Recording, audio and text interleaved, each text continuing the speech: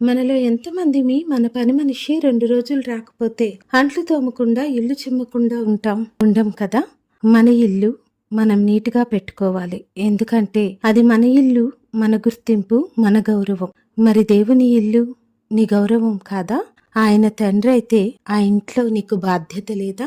ఉన్నా మనం అలిగితే, చెయ్యకపోతే, పోనీ చేయలేకపోతే అది అలానే ఉండాలని కోరుకుంటాం. ఇంకెవరైనా మనము చేయాల్సింది మనము చేయనప్పుడు చేస్తే మనకి నచ్చదు.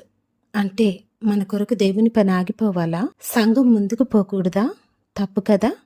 ఒక మనిషి చనిపోతే అతన్ని మోయటంలో నాది కూడా ఒక చెయ్యి ఉండాలనుకుంటాం.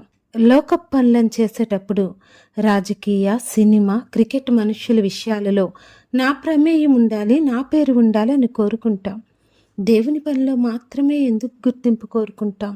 గుర్తింపు నిజంగా నీ తండ్రి ఇంటిలో నీకు ఇతర మనుష్యుల నుండి అవసరమా? అలాంటప్పుడు మనం నిజంగా బిడ్డలం అవుతామా? మనకు గుర్తింపు కావాల్సింది మన తండ్రి దగ్గర కదా. మనకి ప్రేమ రావాల్సింది మన తండ్రి దగ్గర నుండి కదా. ఆలోచిద్దాం. రాబోతున్న ఈస్టర్ టైంలో నిజంగా మన తండ్రి ఇంటిని మన తండ్రి ఇంటిలాగా చూసుకుంటున్నామా? ఎవరిదో ఇల్లులాగా ఆయన ఎవరో తండ్రిలాగా చూస్తున్నామా? మన ప్రవర్తనలో మన దేవునికి చూపిద్దాం.